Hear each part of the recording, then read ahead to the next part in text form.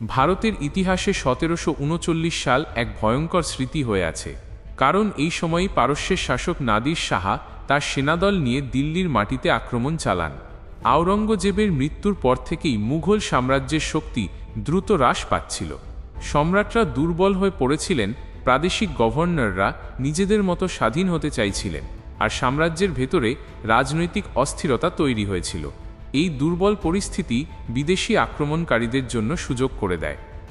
নাদির শাহ মূলত পারস্যের এক সাধারণ সৈনিক ছিলেন। সামরিক প্রতিভা ও কঠোর শৃঙ্খলার মাধ্যমে তিনি দ্রুত শাসকের আসনে বসেন। 1736 সালে পারস্যের সিংহাসনে বসার পর তার দৃষ্টি প্রসারিত হয় ভারতের দিকে, কারণ ভারত তখনও বিপুল সম্পদশালী দেশ হিসেবে পরিচিত ছিল। দিল্লির কোষাগারে অসংখ্য ধনরত্ন, সোনা রূপা, ময়ূর সিংহাসন এবং কোহিনূরের মতো বিখ্যাত হীরা ছিল। অন্যদিকে মুঘল শাসক মোহাম্মদ শাহ ছিলেন দুর্বল ও সিদ্ধান্তহীন। এটাই নাদির শাহকে ভারত আক্রমণের সাহস যোগায়। 1739 সালে প্রায় 70,000 সৈন্য নিয়ে নাদির শাহ ভারতের দিকে অগ্রসর হন। মুঘল সম্রাট মুহাম্মদ শাহ কর্নালে তার বাহিনী নিয়ে প্রতিরোধের চেষ্টা করেন, কিন্তু মুঘল বাহিনী দুর্বল এবং নেতৃত্বহীন ছিল। মাত্র কয়েক ঘন্টার মধ্যেই নাদির শাহের সুসজ্জিত সেনারা মুঘলদের ভেঙে দেয়। প্রায় 20,000 সৈন্য নিহত হয় এবং মুহাম্মদ শাহকে আত্মসমর্পণ করতে হয়। কর্নাল জয়ের পর নাদির শাহ দিল্লির দিকে অগ্রসর হন। প্রথমে তিনি প্রতিশ্রুতি দেন যে শহরে শান্তি বজায় থাকবে, কিন্তু এক সামান্য ঘটনাকে কেন্দ্র করে তার সেনারা দিল্লিতে ভয়ঙ্কর হত্যাযজ্ঞ চালায়, ইতিহাসে যা দিল্লির গণহত্যা নামে পরিচিত। একদিনের মধ্যে প্রায় 30,000 মানুষ নিহত হয়। শহরের রাস্তায় লাশে ঢাকা পড়ে যায়, মানুষ ভয়ে ঘর থেকে বের হতে পারেনি। এই হত্যাযজ্ঞের পর নাদির শাহ দিল্লির কোষাগার দখল করেন।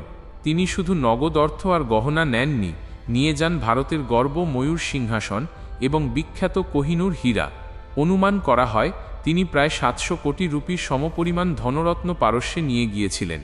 এত বিপুল সম্পদ নিয়ে ফেরা আক্রমণকারীর ইতিহাসে বিরল ঘটনা। এই আক্রমণের প্রভাব ছিল দীর্ঘস্থায়ী। মুঘল সাম্রাজ্যের দুর্বলতা সবার সামনে প্রকাশ পায়।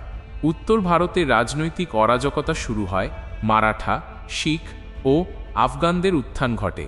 দিল্লির অর্থনীতি ভেঙে পড়ে, সাধারণ মানুষ চরম দুর্দশার মুখে পড়ে। সবচেয়ে বড় প্রভাব ছিল এই যে ভারত বিদেশি আক্রমণকারীদের জন্য এক সহজ লক্ষ্য হিসেবে পরিণত হয়। আহমদ শাহ আবদালি এবং পরে ইউরোপীয় শক্তিগুলি, বিশেষত ব্রিটিশরা, সুযোগ নিয়ে নিজেদের শক্তি বিস্তার করতে সক্ষম হয়।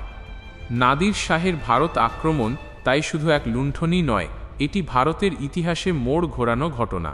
মুঘল সাম্রাজ্যের পতনের গতি আরও দ্রুত হয় এবং ভারতের রাজনৈতিক মানচিত্রে নতুন শক্তির উত্থানের পথ তৈরি হয়।